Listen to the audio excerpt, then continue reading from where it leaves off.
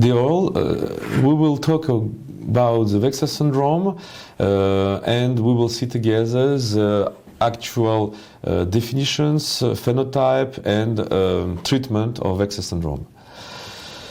Vexas Syndrome have been recently described by our American colleagues, and is an acronym which takes vacuole, which is the presence of vacuoles in bone marrow aspirates, which is presence of a ubiquitin activating enzyme UBR1 abnormality, which is related to the UBR1 gene mutation, which is on the X chromosome, and with the acquired autoinflammatory syndrome. Here's a principal study by our American colleagues, David Beck and Peter Graham, and which described only males with inflammation, fever, with skin like neutrophil dermatosis, which with pulmonary infiltrates, chondritis, and patients which have all macrocytic anemia and acute phase reactants increase. All these patients have need immunosuppressive treatments, and in particular the use of glucocorticoids. These first descriptions have been called the Vexas Syndrome, which is resumed here, which have very specific and very characteristic features with fever, neutrophilic dermatosis, pulmonary infiltrates, chondritis and venous thrombosis with presence of vacuoles and laboratory important features, and always associated with the presence of UBR1 mutation. Since these first descriptions, many studies have extended the clinical phenotype of this disease. First, we observed the possible Vexas Syndrome in women, and even this is still very rare in females with monosomy X, and usually acquired monosomy X have typical Vexas Syndrome, which seem to be not very different from those described in males. Second point was extension of skin lesion phenotype, and you can see here the data from the French group, which show varieties of skin phenotype, which can be macules, papules, which can be livedo, and much other dermatological manifestation. The interesting point is that in this skin lesion we can find UBR1 mutation, and it could be an important argument to realize the skin involvement to the Vexas Syndrome. Another important question was potential acquired immunodeficiency in the Vexas Syndrome, and today the data are seen scarce to clearly determine if the Vexas Syndrome is also an acquired immunodeficiency, because much of the patients described in the previous studies have been patients with a long history of inflammatory disease, with the use of various immunosuppressive drugs, and so infectious risk which was probably potentialized by the use of these various drugs. But we described the first case of a Vexas Syndrome patients without any previous history of immunosuppressive drugs or any previous history of immunodeficiency, which presented with pulmonary infection by Serratia figes, and a few weeks after this first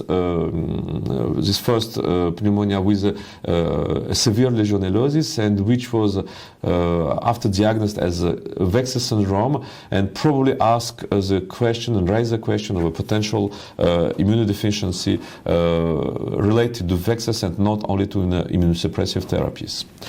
Here is the extension, actual extension of the clinical signs. You can see here in blue all new features which have been described since the Princeps study of David Beck. You can here see the presence of heart inflammatory involvement as pericarditis, myocarditis. You can see here the presence of gastrointestinal tract involvement, which is similar to Crohn-like disease. We can see here the presence of pseudotumoral syndrome with Filière adenopathies, hepatosplenomegalia. You can see here a very large variety of inflammatory eye disease, as uveitis, scleritis, episcleritis, orbital mass, and you can here also see a very large variety of symptoms related to skin involvement, and in particular, for instance, the reactions on the injection sites, which are very, very characteristic probably of this autoinflammatory disease.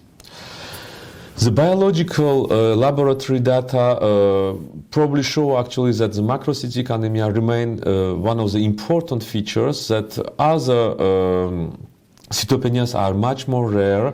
You can find, of course, vacuoles and some features like myelodysplastic syndrome in when you're looking on the neutrophiles as hyposegmentation. And here you can find the median data about the laboratory signs in the French cohort, and you can see here that anemia and macrocytic anemia is the most important characteristic feature, that the levels of other cytopenias are much more infrequent and uncommon. And another important feature is that the inflammation and the acute phase reactants are always increased in patients with Vexas syndrome.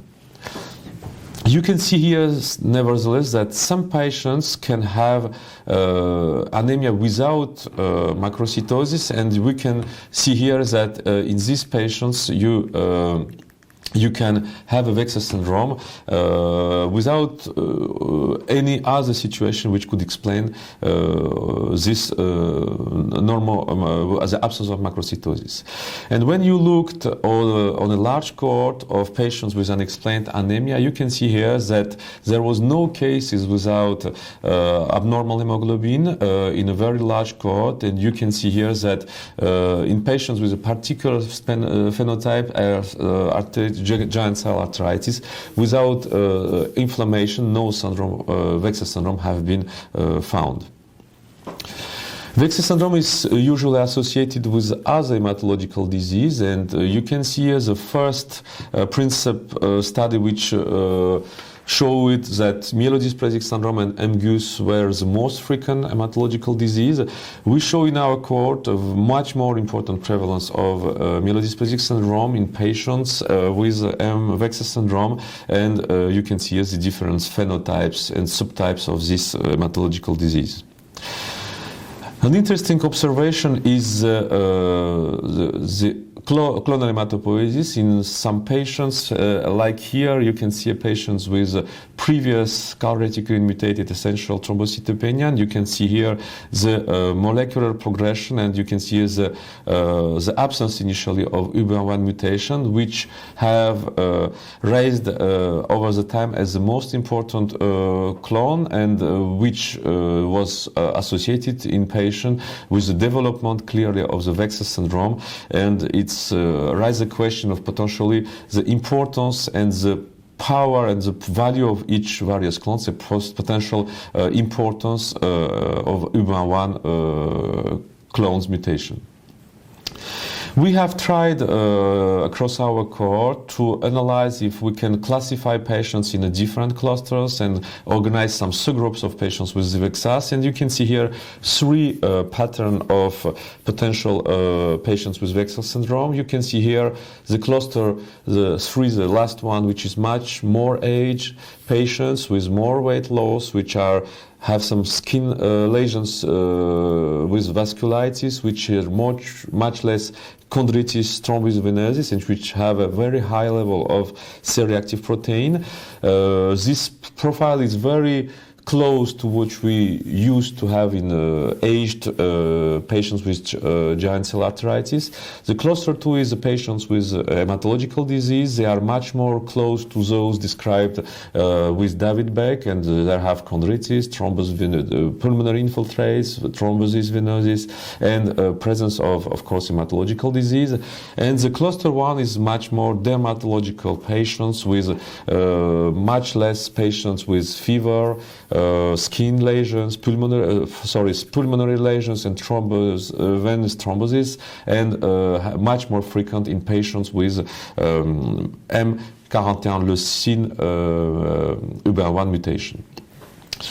Some profiles have been associated with the risk of death, and you can see here that patients with myelodysplasic syndrome have, of course, less favorable outcome. And here are also data from our American colleagues, which also showed that the MED41 leucine, which was in our cohorts, those associated with dermatological pattern, was also those with better survival in American cohort.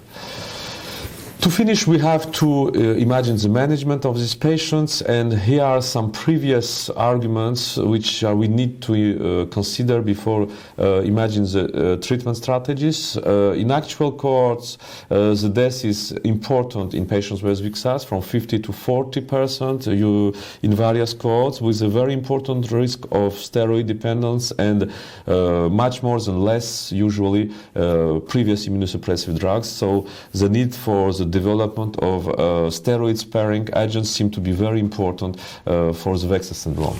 First, French colleagues described the use of JAK inhibitors in this particular disease, which are not usually used in a myelodysplasic syndrome, so it's a very important message. And you can see here that they show also that the ruxolitinib, much more the other JAK inhibitors, could probably be much more effective. And you can see here in red the benefit of ruxolitinib for a sparing agent. And you can see here also the factors associated with response, and you can see that the time from the clinical manifestation to JAK inhibitor start and the use of ruxolitinib were the better predictive factors for treatment response.